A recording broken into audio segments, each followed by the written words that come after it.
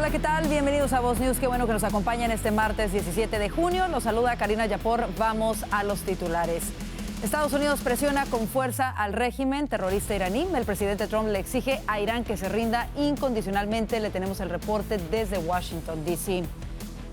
Y según un diario de circulación nacional, se reactivan las redadas de ICE en campos agrícolas, hoteles y restaurantes. Lo analizaremos con un exagente especial de esta agencia.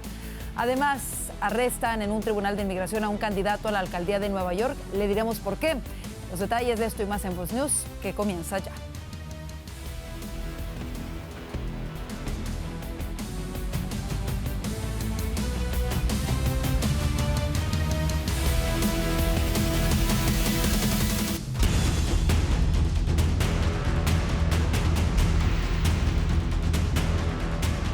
El presidente Donald Trump le está exigiendo a Irán que se rinda incondicionalmente mientras ese país e Israel intercambian ataques misilísticos.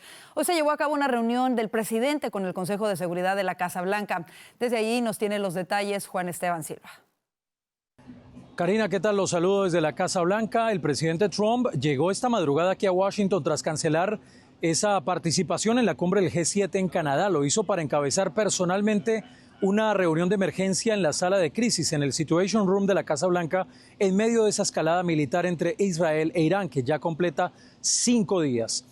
Desde primeras horas del día, el presidente publicó varios mensajes. Miren ustedes en pantalla. El primero: sabemos exactamente dónde se esconde el llamado líder supremo. Es un blanco fácil, pero está a salvo allí. No vamos a eliminarlo o matarlo por ahora. Nuestra paciencia se está agotando. Luego publica el presidente rendición incondicional. La frase no deja lugar a interpretaciones. Para Washington, pues cualquier salida diplomática pasa porque Irán, pues finalmente se rinda. Durante la reunión, que duró poco más de 1 hora y 20 minutos en el Consejo de Seguridad de la Casa Blanca, pues se informaron que mantiene esa superioridad sin duda Estados Unidos aérea total en la región, el apoyo a Israel, los aviones F-16, F-22, F-35. Por su parte, en declaraciones previas a bordo del Air Force One, el presidente había dejado claro que Irán tenía que haber hecho un trato y que él lo advirtió. Recordemos, había dado un plazo de 60 días y el día 61 llegó la respuesta por parte de Israel. Miren ustedes. A real end, not a ceasefire, an end. So something that will be permanent. Or giving up entirely. Is That's that okay too. Are you close there? Is that possible? Is that possible in the next 24 Why not? Certainly possible. Complete give up. That's possible. I've been negotiating. I told them to do the deal. They shouldn't have done the deal. The cities have been blown to pieces. They've lost a lot of people. They should have done the deal. I told them to do the deal. So I don't know. I'm not too much in a mood to negotiate. Con un gobierno israelí que no está dispuesto a tolerar una amenaza existencial y una Casa Blanca que respalda públicamente su posición, el mensaje que se envía desde Washington es inequívoco. La seguridad de Israel no se negocia, y mientras las tropas de los Estados Unidos permanecen en alerta máxima, la apuesta sigue siendo que la fuerza combinada de la disuasión militar internacional obligue a Teherán a recular antes de que el conflicto pues llegue a un punto de no retorno. La Casa Blanca muy atenta a los hechos en Oriente Medio. Es la información desde la Casa Blanca. Juan Esteban Silva para Voz News. Gracias, Juan Esteban. Por otra parte, el ejército de Israel anunció este martes la muerte de Ali Shatmani, jefe del Estado Mayor de las Fuerzas Armadas de Irán, en un bombardeo nocturno contra un centro de mando ubicado en Teherán. Shatmani había asumido el cargo apenas unos días antes, luego de que su predecesor, Gholam Ali Rashid, muriera en otro ataque israelí ejecutado el pasado viernes. Por segunda vez, las fuerzas de defensa de Israel han eliminado al jefe de Estado Mayor de Irán, el principal comandante militar del régimen, indicó el ejército a través de un comunicado. La nota añade que la operación fue llevada a cabo tras una repentina oportunidad durante la noche y calificó a Shatmani como la figura más cercana al líder supremo de Irán, el ayatolá Ali Khamenei. Y un grupo de ataque del portaaviones de la Armada estadounidense USS Nimitz comenzó a trasladarse desde ayer lunes a Medio Oriente en medio del conflicto armado que actualmente sostienen Israel e Irán. El grupo de ataque se estaría dirigiendo a esa región desde el Mar de China. De igual forma, el USS Nimitz también fue desplegado en Oriente Medio en el año 1980 para ayudar en la operación Garra de Águila, mejor dicho, cuando se intentó rescatar a los rehenes estadounidenses retenidos en la Embajada de los Estados Unidos en la capital iraní. Y mientras se desarrolla la guerra entre Israel e Irán, crecen los debates en el Congreso sobre qué tanto debería involucrarse Estados Unidos en este conflicto. Vanessa Vallejo nos cuenta sobre los proyectos de ley y resoluciones que ya se están presentando para intentar frenar al presidente Trump respecto a su apoyo a Israel. Escuchemos. Hay división en el Congreso tanto entre los republicanos como entre los demócratas sobre qué posición debería tomar Estados Unidos frente a la guerra entre Irán e Israel, y también sobre qué tanta autoridad debe tener el presidente Donald Trump para involucrar al país en esta guerra. Entre los republicanos, pues la mayoría apoya al presidente y apoya a Israel. Veamos, por ejemplo, la posición del senador Ted Cruz frente a la posición que debería, según él, tomar Estados Unidos con respecto a esta guerra. I stand unequivocally with President Trump. President Trump has said Iran will not get a nuclear weapon and we will do whatever is necessary. And that means we stand unequivocally with the state of Israel. That is where America is. It is where I am. And it's the right place to be for the interest of the United States of America. Pero no todos los republicanos piensan igual. El representante republicano de Kentucky, Thomas Massie, anunció el martes que presentó una resolución en la Cámara de Representantes para bloquear la participación de Estados Unidos en esta guerra. Massie anunció la medida en un post en X y afirmó que se presenta en virtud de la Resolución de Poderes de Guerra de 1973 y que impediría que el presidente Trump participara en hostilidades no autorizadas con Irán. El representante dijo lo siguiente: esta no es nuestra guerra e incluso si lo fuera, el Congreso debe decidir estos asuntos de acuerdo con la Constitución. Mientras tanto, en el lado demócrata también hay división. El senador Bernie Sanders presentó un proyecto de ley llamado No a la guerra contra Irán, que busca prohibir el uso de fondos federales con fines militares contra Irán sin autorización específica del Congreso. Pero no todos los senadores demócratas apoyarían este proyecto de ley. Por ejemplo, el senador John Fetterman afirmó que siempre apoyaría a Israel y que eliminar a Irán es necesario para lograr una paz real en Medio Oriente. Fetterman incluso ha estado hablando fuertemente sobre la necesidad de que Estados Unidos apoye a Israel. Veamos lo que dijo el senador esta mañana en una entrevista en Fox cuando le preguntaron si creía que Khamenei, el líder supremo de Irán, debía ser atacado. I think they should have targeted him, absolutely taken him out. I think the way Israel operates, they just take out the leadership just like they did with Hezbollah. And they've already done that with the Iranian leadership.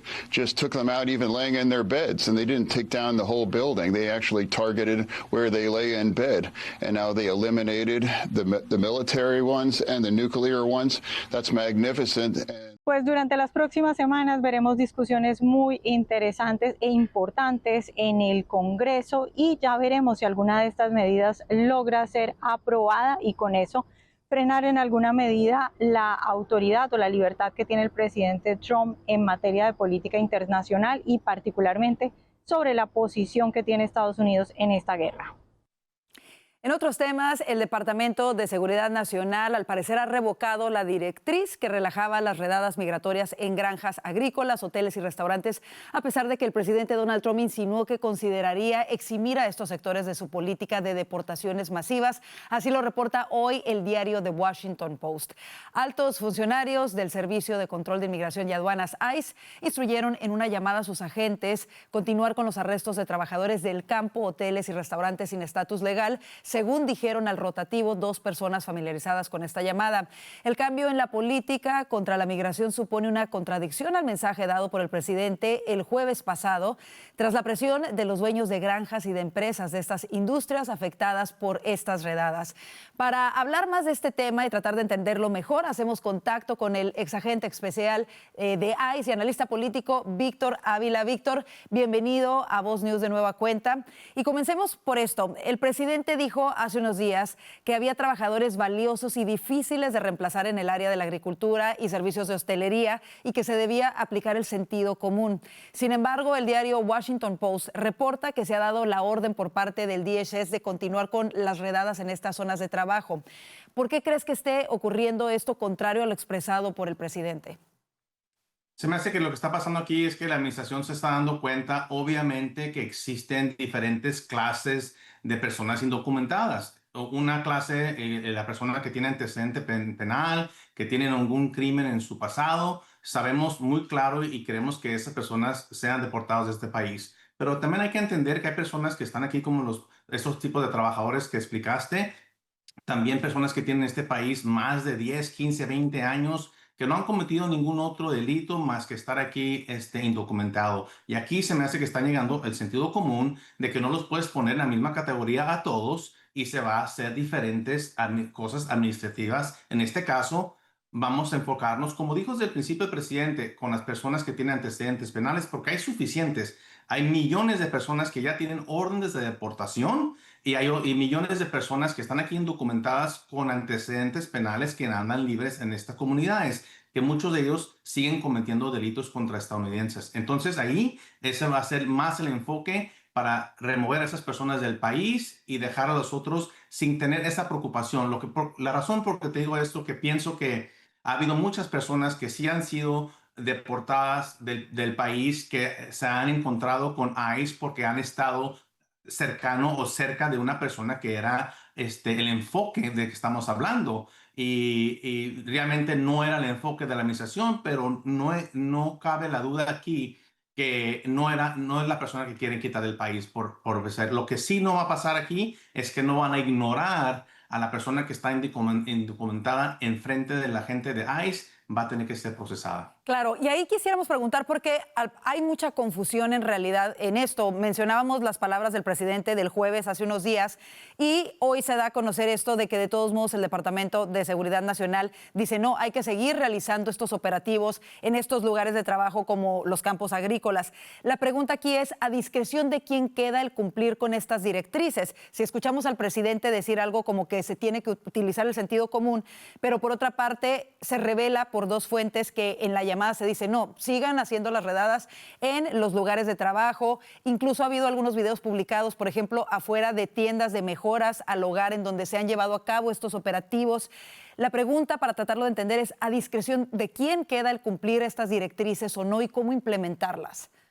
Esa es una buena pregunta porque yo te puedo decir que he estado en contacto con muchas personas en Washington con la misma pregunta, porque el presidente está dando la orden y luego llega el Departamento de Seguridad Interna y luego llega ICE y luego de ICE se baja hasta los agentes del campo y se me hace que esa misión no está clara y la instrucción no está clara y lamentablemente tiene que ver con el liderazgo de ciertas personas que están en estos puestos. Esa es la realidad. Y aquí sí se merecen las personas la claridad de qué es la misión de ICE y de quién van detrás para saber y no estar con esa preocupación de la comunidad hispana que tienen miedo de la policía y todo eso, ¿verdad? Que sigue tras este tema. Pero sí hay una confusión. Te puedo decir que sí existe esa dentro del departamento que lo están tratando de identificar para poder clarificar exactamente eso, lo que vamos detrás de estas personas, pero de estas no. Así es. Ahora, por otra parte, Víctor, se ha publicado denuncias a través de las redes sociales en donde se dice que los agentes de ICE están realizando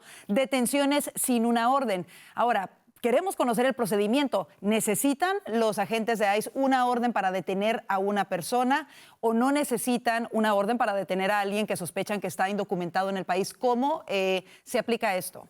Me agrada que me preguntes eso porque no lo repito, no se necesita ninguna orden para un agente de ICE para detener a una persona indocumentada.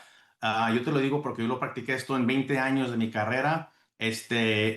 Rara la vez, no, es más, no puedo recordar de que yo detuve a una persona con una orden de detención de un juez, solamente cuando eran casos grandes de droga o otro que no tenía que ver con inmigración. Pero cuando tenía que ver con inmigración, yo no tenía ninguna orden de ningún juez, yo tenía la autoridad basada por mí, por la agencia y el Departamento de Seguridad Interna para detener a esa persona. Y ahí ¿Y esto cómo se aplica? La discreción es si se sospecha que la persona está ilegal en el país, el agente tiene la discreción de detenerlo en lo que se averigua si está ilegal o no. Sí, exactamente.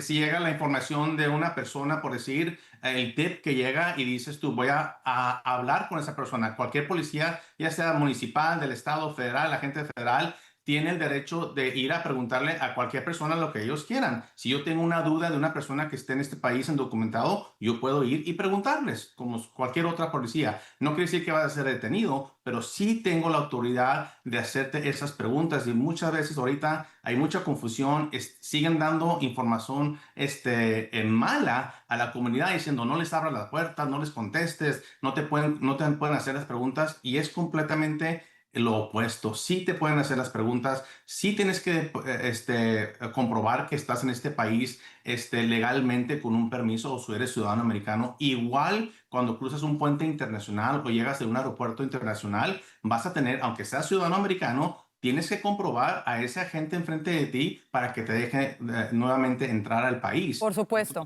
Eso me agrada que me preguntas porque no necesitan ninguna orden. Por supuesto. Y finalmente, Víctor, quisiera preguntarte, la mayoría de los estadounidenses, incluyendo a los hispanos, apoyan la política migratoria del presidente Trump de deportar a criminales. La pregunta es si en el lado pudiera o debiese hacerse algo para aquellas personas, como lo mencionábamos, que quizá tienen más de 10, 15 o 20 años, y cómo se pueden enfocar mejor los esfuerzos de los recursos limitados que tiene en este caso el Departamento de Seguridad Nacional para expulsar a quienes verdaderamente representan una amenaza inminente a la seguridad nacional. Varias cosas. Aquí se necesita la ayuda de muchas personas, no nomás del público, de otras agencias, de que puedan identificar a esas personas que están cayendo bajo esa categoría de antecedentes penales de criminales, porque sí es el enfoque primario de esta administración. Y bueno, sabemos que a veces llegan las personas y se encuentran con los que no. Pero a mí se me hace que aquí el presidente Trump está haciendo algo muy claro que yo pienso personalmente que va a haber un cambio, posiblemente no mañana o al fin de este año, pero antes del término de su presidencia, va a haber un cambio a esas personas que trabajan en el campo de la agricultura, los hoteles y eso, porque se reconoce que si esas personas sí entraron ilegalmente, pero están haciendo todo bien, se están incorporando al país, quieren ser ciudadanos americanos, quieren ser parte de la comunidad, hay que aceptarlo. Y a mí se me hace que el presidente Trump está dispuesto a tener esa discusión. Ojalá que escuchemos pronto respecto a ello. Yo creo que muchísimos están a favor de eso. Queremos agradecerte, como siempre, el aclararnos todas estas dudas tan importantes. Gracias de verdad por estar con nosotros, Víctor Ávila. Gracias.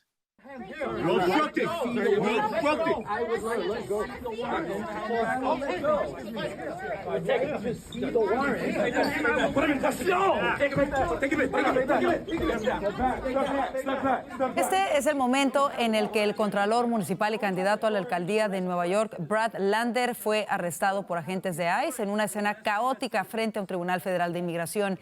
En el video se muestra a Lander exigiendo repetidamente ver una orden judicial para un hombre que estaba siendo detenido por los agentes de inmigración, todo mientras mantenía su mano aferrada al hombro del detenido. Después de que Lander se negara a soltarlo, se escuchó una voz que decía «llévenlo», lo que provocó que los agentes lo esposaran. No tienen la autoridad para arrestar a ciudadanos estadounidenses, repitió Lander en protesta. Y el secretario de Transporte, Sean Duffy, anunció que el Departamento de Transporte de los Estados Unidos no financiará las reparaciones de los daños causados por los disturbios anti-ICE en diferentes ciudades del país. La semana pasada, protestas y disturbios estallaron a lo largo de Los Ángeles en respuesta a los arrestos de migrantes indocumentados realizados por el Servicio de Inmigración y Control de Aduanas de Estados Unidos, ICE.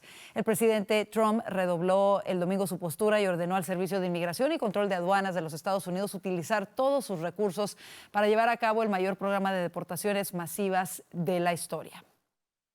En más información, el ex senador demócrata Bob Menéndez se presentó hoy en prisión para comenzar a cumplir una condena de 11 años tras ser declarado culpable de soborno federal. Menéndez se entregó a la institución correccional federal Schuylkill, esto en Minersville, Pensilvania, a unas 3 horas de su domicilio en Inglewood Cliff, Nueva Jersey. El centro alberga a aproximadamente 1,200 reclusos y cuenta con una prisión de seguridad media y otra mínima. Menéndez fue condenado el año pasado por aceptar sobornos a cambio de favores políticos, incluyendo proteger a empresarios de Nueva Jersey de investigaciones criminales y reunirse con funcionarios egipcios antes de ayudar al país a acceder a $300 millones en ayuda militar estadounidense. Agentes del FBI registraron su domicilio y encontraron $480,000 en efectivo, junto con lingotes de oro con un valor estimado de $150,000 y un coche de lujo convertible. El director del FBI, Kash Patel, entregó el lunes por la noche al Congreso un informe de inteligencia que planteaba la preocupación de que China hubiera producido en masa permisos de conducir estadounidenses falsos para llevar a cabo un plan para secuestrar las elecciones de 2020 con votos por correo falsos a favor del demócrata Joe Biden. Los informes de inteligencia recién desclasificados de agosto de 2020 no fueron corroborados ni investigados a fondo y, en cambio, fueron retirados de las agencias de inteligencia más o menos en el momento en el que el entonces director del FBI, Chris Wray, testificó que no había complots conocidos de interferencia extranjera antes de las elecciones de 2020 en las que Biden derrotó a Donald Trump. Así lo informaron funcionarios a la organización de noticias Just the News. Y el hombre acusado de dispararle a 2 legisladores estatales en Minnesota y sus cónyuges la madrugada del sábado también visitó las casas de otros 2 legisladores entre estos tiroteos.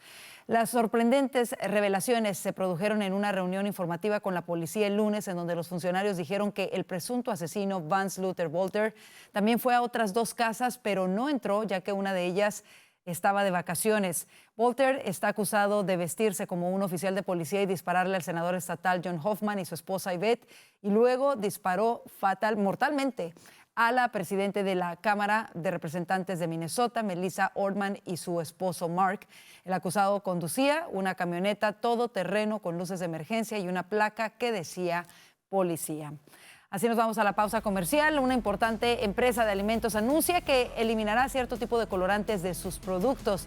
Los detalles de esto y más al regreso. Además, recuerde que ya puede ver Voz News y todo nuestro contenido a través de Apple TV, Fire TV y Now Media. Así que vaya y busque nuestro contenido. Y le recordamos que también puede descargar el app de Voz en su teléfono celular para que vea este noticiero y las entrevistas exclusivas que tenemos para usted. Quédese con nosotros, ya volvemos con mucho más de Voz News.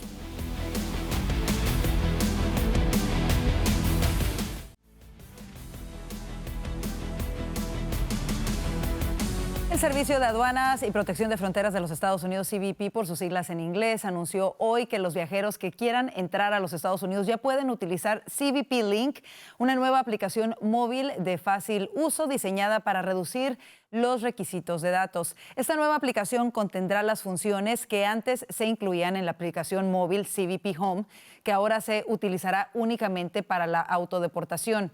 CBP Link permitirá ahora a los usuarios que visiten Estados Unidos por ocio y trabajo acceder a una única aplicación para solicitar el programa de extensión de visado con hasta 7 días de antelación y pagar el formulario I-94 que acredita la condición de visitante legal. Para mayor información, usted puede visitar la página www.cbp.gov.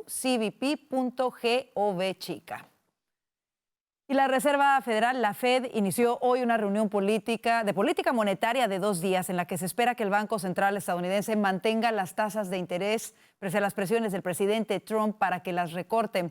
Los responsables de la Fed están siguiendo de cerca los efectos de los aranceles de Trump con el fin de medir su impacto en la inflación y en el mercado de trabajo. Los funcionarios comenzaron la reunión hoy en Washington, así lo informó la Fed, y está previsto que el Banco Central haga pública su decisión el día de mañana, miércoles. Y el presidente Trump sugirió hoy la posibilidad de extender el plazo para que el propietario chino de TikTok se deshaga de la popular aplicación de videos en Estados Unidos. Trump había firmado una orden a principios de abril para mantener TikTok en funcionamiento durante otros 75 días después de que un posible acuerdo para vender la aplicación a propietarios estadounidenses se pusiera en pausa.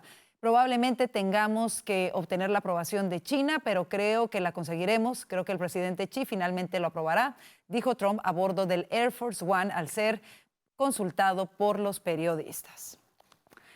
En otras cosas, Kraft Heinz anunció este martes que eliminará los colorantes artificiales FD&C de sus productos para fines de 2027. Así detalló también que no lanzará ningún otro producto nuevo en el país que contenga estos ingredientes. La compañía explicó en un comunicado que aproximadamente el 10% de sus productos en el país utilizan este tipo de colorantes, aditivos sintéticos que hacen que muchos alimentos sean visualmente más atractivos. De acuerdo con la empresa Kraft Heinz, ha realizado más de 1,000 cambios en sus recetas en los últimos 5 años para mejorar sus productos. Y escucha esto, el Departamento de Defensa estadounidense adjudicó a OpenAI, la empresa creadora del popular ChatGPT, un contrato de $200 millones para poner la inteligencia artificial al servicio del ejército. La compañía con sede en San Francisco desarrollará prototipos de capacidades de inteligencia artificial de vanguardia para abordar retos críticos de seguridad nacional, tanto en el ámbito militar como en el empresarial, esto según un anuncio publicado por el Departamento de Defensa. En ese sentido, la compañía sostuvo que la intención es desarrollar soluciones de inteligencia artificial que mejoren las capacidades de los empleados públicos, les ayuden a reducir la burocracia y el papeleo y les permitan hacer más de lo que vienen a trabajar a diario, servir al pueblo estadounidense. Y el Departamento de Justicia informó que el médico sospechoso de sacar provecho de la adicción a la ketamina del actor Matthew Perry, estrella de la serie Friends, antes de su muerte por sobredosis en 2023, aceptó un acuerdo para declararse culpable. La Fiscalía detalló en un comunicado obtenido por AFP que el principal médico procesado en el caso, Salvador Plasencia, planea declararse responsable de distribución de ketamina en las próximas semanas. Por ello, enfrenta hasta 40 años de prisión en una cárcel federal. Un segundo médico de Los Ángeles, Mark Chávez, ya admitió haber contribuido ilegalmente a suministrar ketamina al actor y podría pasar hasta 10 años tras las rejas.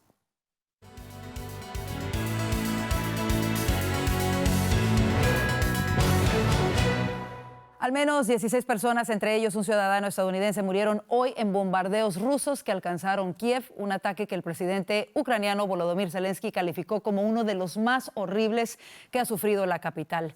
Este ataque fue uno de los más mortíferos que ha golpeado a Kiev desde que comenzó la invasión rusa en febrero de 2022 y se produce en un momento de estancamiento en las conversaciones de paz. Zelensky declaró que Kiev sufrió uno de los ataques más horribles del conflicto, con más de 440 drones y 32 misiles. El mandatario ucraniano dijo que una sección entera de un edificio de apartamentos fue destruida y los socorristas buscan sobrevivientes entre los escombros. Vamos a información de España. El apagón eléctrico que afectó a la península ibérica en abril de este año fue provocado por un fenómeno de sobretensión en la red que provocó una reacción en cadena. Este es el resultado de un informe hecho público hoy martes por el gobierno español. La ministra de Transición Ecológica, Sara Agesen, explicó que el sistema no disponía de suficiente capacidad de control de tensión dinámica ese día.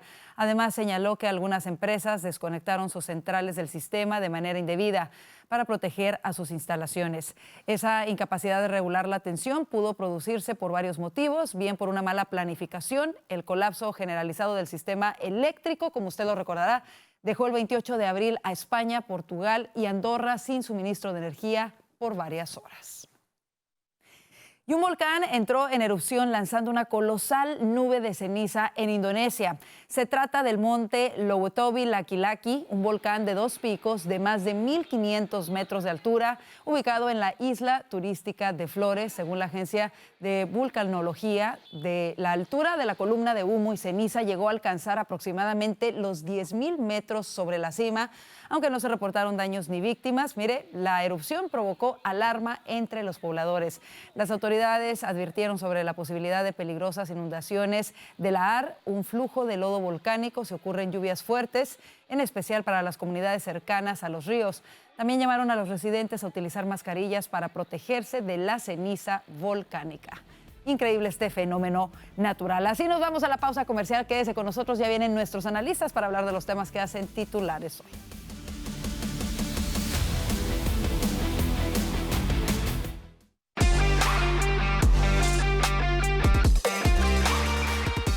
El conflicto entre Irán e Israel se mantiene al rojo vivo. El presidente Trump le ha pedido a Irán rendirse incondicionalmente e incluso señaló a través de su cuenta de Truth Social que Estados Unidos tiene tomado prácticamente el espacio aéreo de Irán.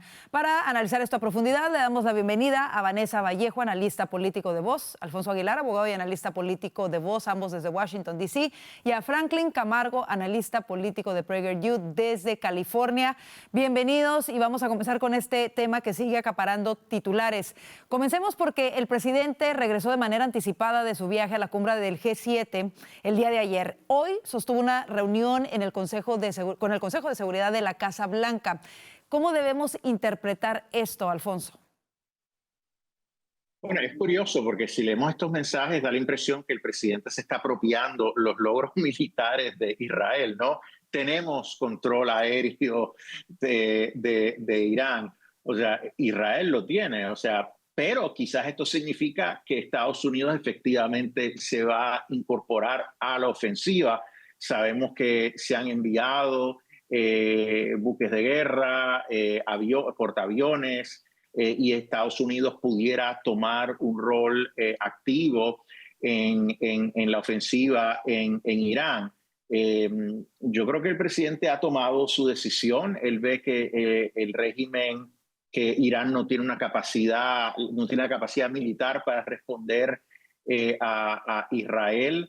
Yo creo que ve la oportunidad de destruir por completo la capacidad nuclear, la capacidad de misiles, pero también crear el ambiente para que el pueblo se rebele y el régimen caiga. Entonces yo creo que el presidente Trump quiere estar en el lado victorioso de la historia y por eso está asumiendo esta postura.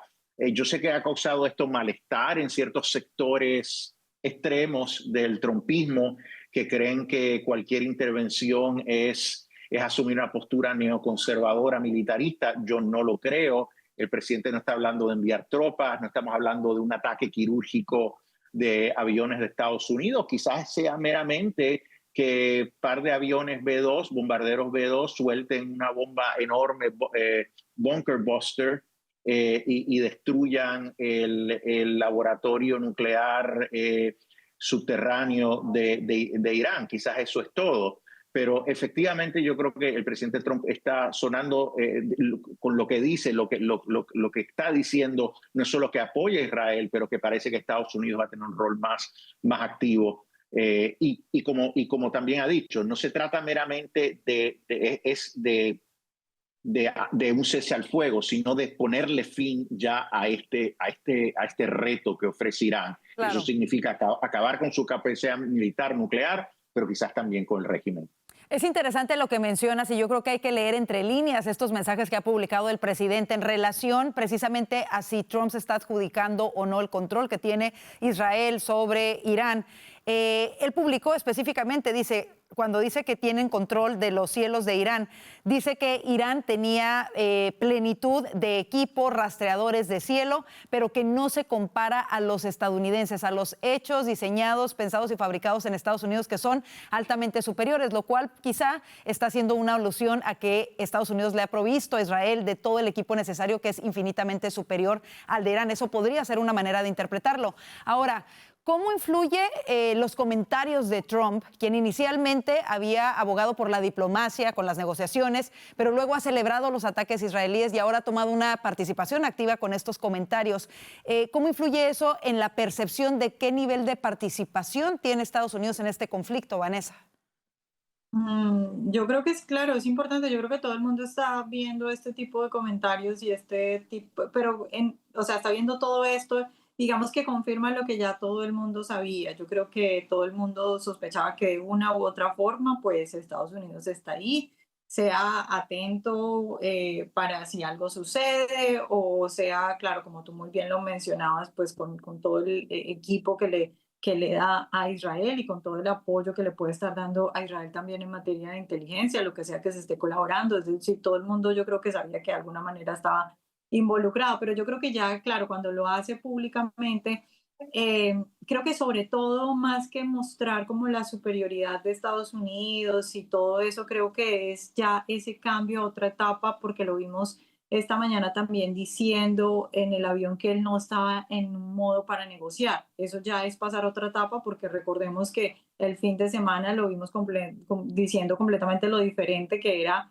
Lo opuesto, que era que él creía que Irán ya se iba a sentar a negociar. Ya esta mañana dijo que él no estaba en modo para negociar. También posteó diciendo que ya lo único que quedaba era que Irán se rindiera totalmente porque no estaban en una posición para negociar. Entonces yo creo que estas digamos, posts de superioridad también van más, sobre este asunto de que ya es hora de Irán de que se rinda completamente y que ya está completamente claro que no pueden. Creo que Irán perdió su oportunidad cuando le dieron la oportunidad de los 60 días y creo que ya esa es la decisión del presidente Trump de decir ya pasamos a otra etapa, lo siento.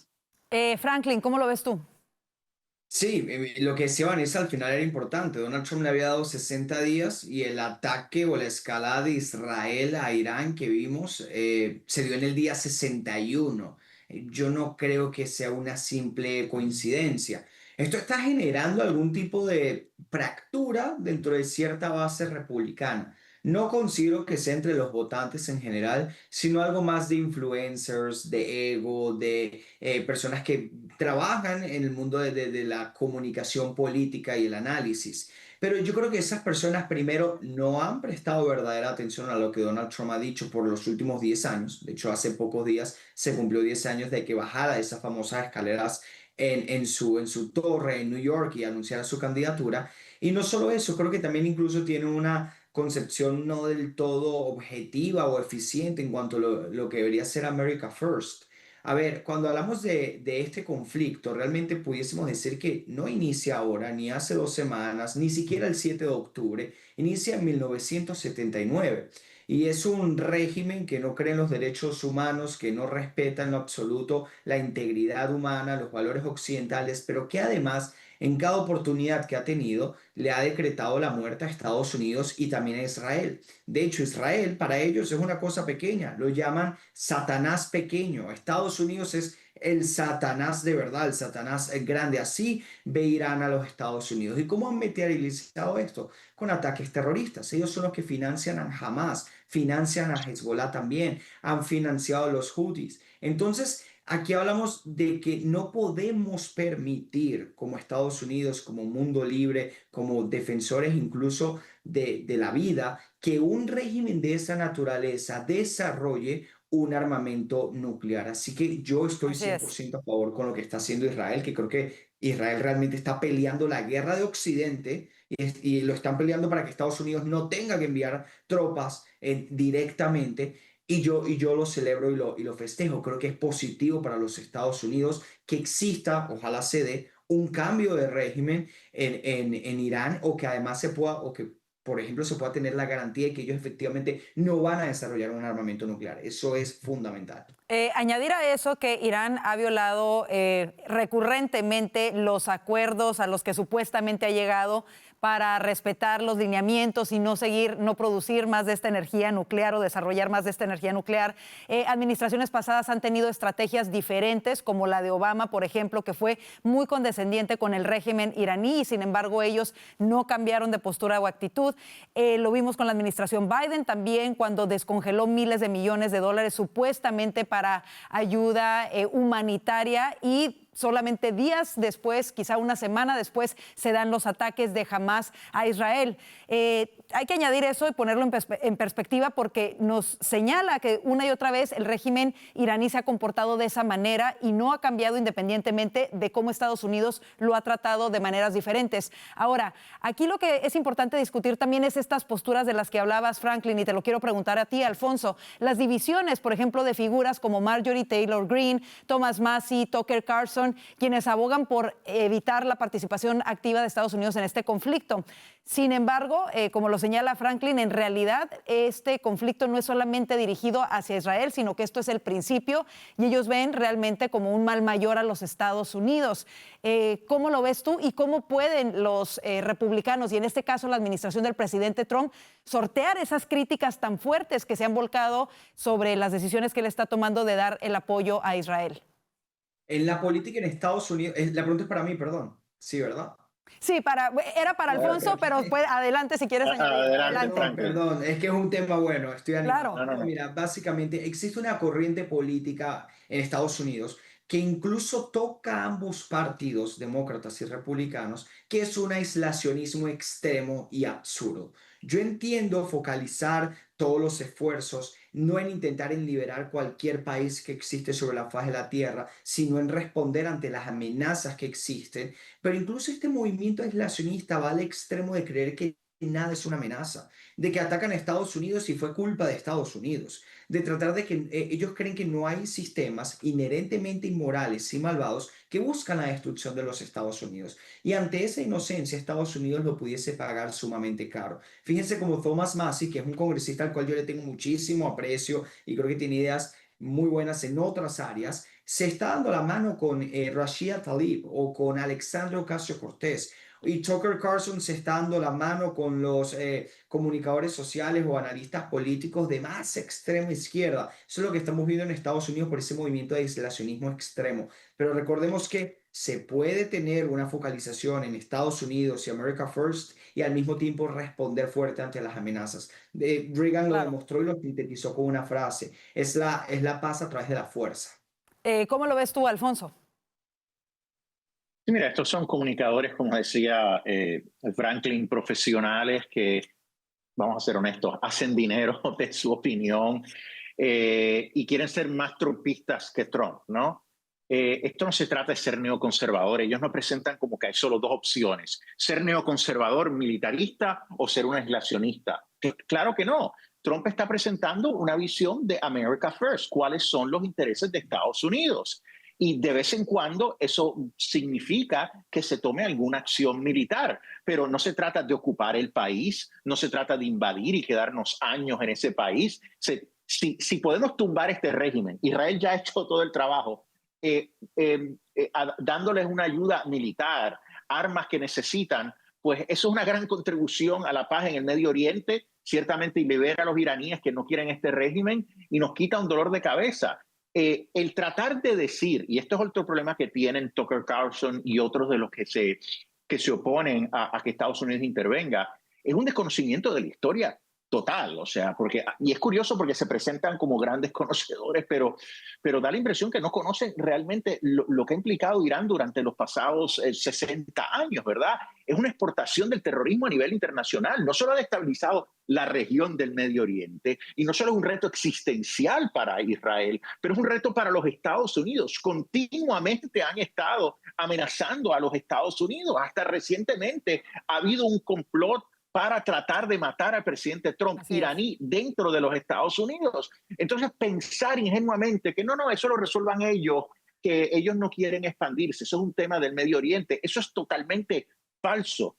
Entonces, yo creo que esta gente está mal enfocada. Yo no creo, estoy de acuerdo con Franklin, esto hace una ruptura del trumpismo. Yo creo que estas personas, si existen, es por Trump. Entonces yo creo que al final yo creo que el presidente está haciendo lo correcto, y es curioso, pero es un gran cambio en la retórica del presidente. Hace unos días estaba hablando de la administración estaba haciendo un esfuerzo para decir que ellos no eran parte de la ofensiva de Israel hacia Irán. Marco Rubio comunicándose con el gobierno iraní para decirle, mira, no somos parte de esto, a decir ahora, nosotros controlamos el espacio aéreo de Irán. Es un cambio dramático en lo que está diciendo Estados Unidos. Lo cerramos rápidamente contigo, Vanessa, antes de irnos al corte comercial.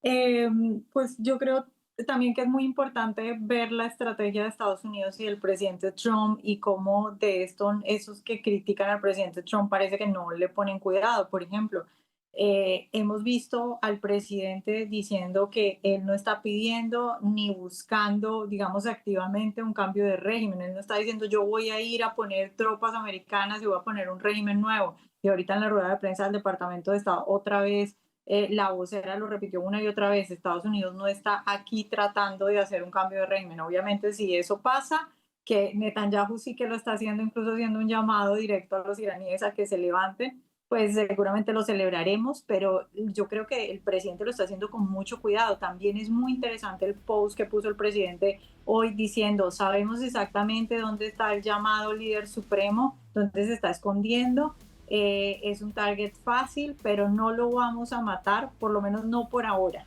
Y eso es Trump con su estrategia tan increíble de decirle, en mis manos está su cabeza, no te vamos a matar por lo menos por ahora, pero, y dice literalmente, no queremos misiles en nuestros civiles o en nuestros soldados americanos. Y yo creo que eso es claramente el presidente poniendo a América primero.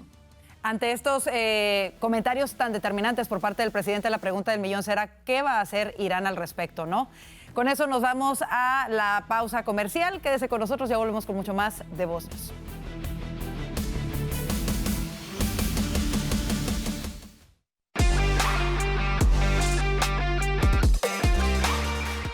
Como lo informamos, el presidente Donald Trump dijo hace unos días que hay trabajadores valiosos y difíciles de reemplazar en el área de la agricultura y servicios de hostelería y que se debía aplicar el sentido común en relación a los operativos de inmigración. Sin embargo, el diario Washington Post reporta que se ha dado la orden supuestamente por parte del Departamento de Seguridad Nacional de continuar con las redadas en estas áreas de trabajo. Vamos con nuestros analistas para analizarlo a profundidad. Comencemos con esto.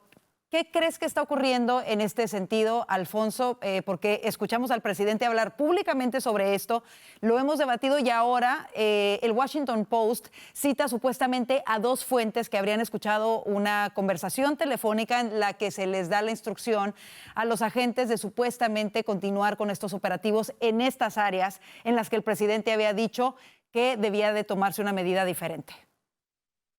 Bueno, es curioso porque esa nota del Washington Post no ha sido corroborada por otros medios, ¿verdad? Entonces no sabemos. Lo que reina claramente es mucha confusión, porque la realidad es que esa nota está corriendo por ahí y la Casa Blanca no está haciendo nada para aclararla.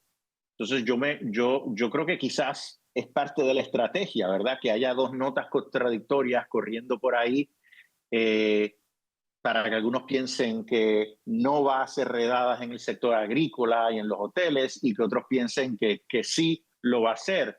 No sé, la verdad es que esto refleja que lo que yo he dicho, que hay una batalla campal dentro de la administración entre los que creen, como yo, que sí tiene que haber un esfuerzo de deportación, pero que se enfoque en los criminales serios, en los que tienen órdenes de deportación y en aquellos que llevan mucho tiempo recibiendo beneficencia social y no están trabajando. Aquellos que llegaron a los hoteles pagados por el gobierno en las ciudades y se han quedado ahí, no están trabajando, pues esos que se vayan. Pero yo creo que nuestra economía necesita los inmigrantes, particularmente en esos sectores, construcción, agricultura, hoteles, restaurantes, definitivamente. Pero hay otro sector que sabemos que es encabezado por Stephen Miller, que son los restriccionistas que desde décadas piensan que la única solución para todos los problemas en el país es sacar a los ilegales del país. Y eso realmente es una visión muy superficial de la inmigración. Entonces yo creo que eso es el conflicto que estamos viendo y me parece que la Casa Blanca no está dando claridad y obviamente eso genera pues mucho desasosiego, mucha preocupación en la comunidad. Yo vuelvo a decir, es importante establecer unas prioridades. Me parece que lo que dijo el presidente la semana pasada era lo correcto. Ojalá gente como Stephen Miller pues lo escuchara y en vez de obstaculizar al presidente, pues facilitara lo que el presidente quiere hacer. Claro, y lo que escuchábamos, las palabras que escuchábamos del presidente Trump la semana pasada, curiosamente se dieron después de que él sostuvo una reunión con la secretaria del Departamento de Agricultura de los Estados Unidos, la secretaria Rawlings, y ella ha estado en contacto directo precisamente con rancheros, ganaderos, agricultores, con gente de diferentes industrias que se han visto afectadas por estos operativos de inmigración. Ella ha transmitido al presidente en diversas ocasiones la preocupación que hay en estos sectores y cómo se están viendo afectados. Ahora, la pregunta, Vanessa, es, escuchábamos las palabras del presidente, él lo dijo de una manera firme y lo dijo de una manera empática, con simpatía, incluso utilizó el ejemplo de que gente ha estado trabajando por años y sus empleadores los aman, así lo dijo, y dijo, y es difícil reemplazarlos. ¿Por qué entonces de pronto vemos que sucede lo contrario tan solo unos días después? ¿Y cuál es el reto para el presidente Trump de enfrentar a ese sector más restriccionista dentro de su administración? Vanessa. A ver, yo creo que yo como tomo esto, si tenemos una nota de solo un periódico, que es el único, reportando algo que no sabemos, como la otra nota que sí fue el presidente hablándolo, que sí supimos que había un memo, y no tenemos confirmación de la nota del Washington Post acerca de que se revirtió eso, pues yo tendería a dudar de la nota del Washington Post porque hasta ahora no hay confirmación. ¿Qué es lo que creo yo?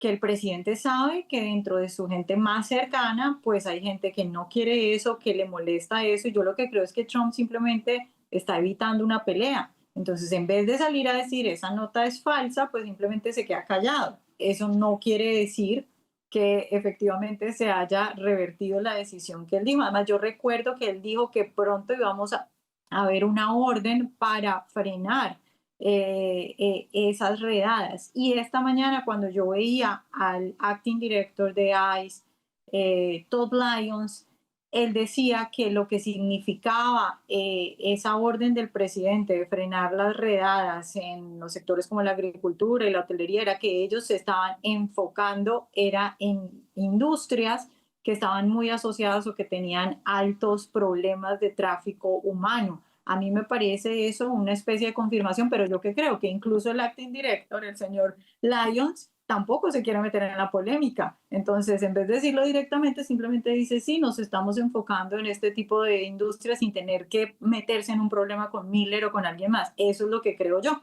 Y en cierta medida, si me pongo en los zapatos del presidente, pues hasta me parece inteligente porque él dirá, tampoco me quiero echar, recordemos que no es solo Miller, también hay una base votante del Partido Republicano que piensa como ellos. Entonces, yo creo que está intentando contentar a los demás, pero yo más bien dudaría de la nota del Washington Post. Franklin, ¿cómo lo ves tú y cómo ves qué repercusiones puede tener este tipo de confusión ante los votantes, principalmente hispanos? Porque si bien es cierto es que la gran mayoría que votó por el presidente Trump apoya su política migratoria, la mayoría de ellos está de acuerdo en la deportación de criminales y de quienes son una carga pública para el país, pero muchos de ellos también estarían a favor de que gente que lleva mucho tiempo en el país contribuyendo en estas áreas debiesen tener algún tipo quizá de vía legal para regularizar su estatus o por lo menos no ser el blanco principal de los operativos que se están llevando a cabo en este momento. ¿Cómo lo ves y qué repercusión crees que pueda tener esta falta de claridad en este sector de votantes? Mira, el tema de la falta de claridad o al menos firmeza en cuanto a políticas públicas está siendo algo un poco, no quiero decir común, pero familiar dentro de la administración Trump. Y tiene que ver con la pluralidad ideológica que existe aquí. Recordemos que Donald Trump para ganar la elección se alió con personas como Kennedy, que inicialmente era un candidato demócrata y después un candidato independiente, con Tulsi, una ex demócrata. Tienes a personas como Marco Rubio que históricamente se habían visto o se habían reconocido como ser del establecimiento político, incluso algunos lo acusan de ser neoconservadores, o tienes a Stephen Miller, y así es una pluralidad, una coalición política sumamente plural. ¿Qué lleva a esto? En el caso de Venezuela tienes a Grenell, que tiene una postura diferente a Marco Rubio. En inmigración pareces tener a Stephen Miller, que tiene una posición quizá ya hasta distinta al propio Trump o a otras personas dentro de su administración. No tengo dudas que con el conflicto del Medio Oriente o Irán seguramente también hayan posiciones un poco contrapuestas, y yo creo que esto que estamos viendo de reanudar o no las redadas en las zonas de agricultura o la industria de hoteles es una variante más. Hay una división que existe, pero al final yo creo que reinará el sentido común. ¿Cuál es el sentido común? Más allá de la ideología o el partido político de cada quien o las promesas de campaña. Si nos vamos al sector de agricultura, el 70% de los trabajadores allí son hispanos. Y más de la mitad de ellos, que son hispanos, están sin un estatus legal. Si tú mañana simplemente decides deportarlos, no funciona de esa forma, pero si lo hicieras, va a afectar a la industria de agricultores. Para bien o para mal, a lo mejor es lamentable que tengamos que depender obviamente de mano de obra indocumentados, pero es la realidad que existe. Ante esto, la secretaria de Agricultura, hablando con rancheros, con empresas, con comerciantes, ha entendido este problema, seguramente se lo ha comunicado a Donald Trump y han tomado esta decisión. Pero yo creo que al final reinará el sentido común. ¿Y cuál es el sentido común? Sí, la deportación. Primero, asegurar la frontera, como lo hizo en su primera semana de haber llegado a la Casa Blanca. La deportación de criminales, de personas que han cometido crímenes. La deportación de personas que ingresaron hace un año, hace 2 años, hace 3 años. Aquellos que no trabajan. Pero yo sí creo que se le dará algún tipo de alivio y creo que sucederá a los trabajadores que tienen 10, 15 años acá y trabajan 50 horas en un rancho en California, por ejemplo. Claro, por supuesto. Y bueno, ojalá que así sea y ojalá que pronto podamos escuchar una acción en firme para ello que de alguna manera disperse todas estas dudas que hay al respecto. Rápidamente, se nos está terminando el tiempo. En 30 segundos quiero que abordemos este segundo tema. Quizá da para más y lo podemos analizar los siguientes días, pero es que el director del FBI, Kash Patel, entregó un reporte anoche al Congreso, un informe de inteligencia que plantea la posible preocupación de que China hubiera producido en masa permisos de conducir estadounidenses falsos con el propósito de llevar a cabo un plan para secuestrar las elecciones de 2020 con votos falsos por correo a favor del presidente demócrata Joe Biden. Yo sé que es un tema delicado, pero rápidamente, si podemos, en 30, 40 segundos cada uno, dar sus impresiones sobre este informe, comenzando contigo, Alfonso. Bueno, llegó otro escándalo. Esto confirma y valida información que estaba recibiendo a través de whistleblowers el senador Grassley. La pregunta aquí es, ¿por qué el FBI no le prestó atención a este informe y llevó a cabo una investigación, verdad? Sabemos que los márgenes de victoria de Biden en algunos estados como Wisconsin, Arizona, no fueron muy grandes. Entonces, esto pudo haber hecho una diferencia. ¿Por qué el FBI no continuó con la investigación? Porque esto favorecía a Joe Biden, quién sabe, pero es otro de los tantos escándalos que surgen cuando el gobierno y cuando el FBI están politizados. Esperemos que haya vistas sobre esto y que surja más información. Vanessa. Pues yo creo que uno de los beneficios de tener a alguien como Kash Patel en el FBI, ¿no? Estas personas que vienen de afuera y con tanta fuerza y con tantas ganas de mostrar ciertas cosas que para muchos son teorías de conspiración, son locos, cualquiera que incluso duda. Entonces yo creo que pues muy interesante ver esto, la investigación, sea lo que sea, que termine saliendo muy interesante que se investigue y a ver en realidad qué fue lo que sucedió. Claro, y ver qué más se puede descubrir. Y cerramos contigo el tema, Franklin. Mira, aquí hay un dato que a mí me ha llamado sumamente la atención. Tan solo en el año 2020, Aduanas y Control Fronterizo logró retener 20.000 identificaciones de conducir falsificadas, de personas que venían a los Estados Unidos. Eso fue lo que se retuvo, pero siempre nos puede dar una idea de cuántas personas realmente, de una forma exitosa, pueden lograr falsificar estas identidades. Y una persona puede decir, bueno, 20.000, eso es poco, ¿cuántas podrán haber sido? En Georgia, una elección cerrada se define por 10.000 votos.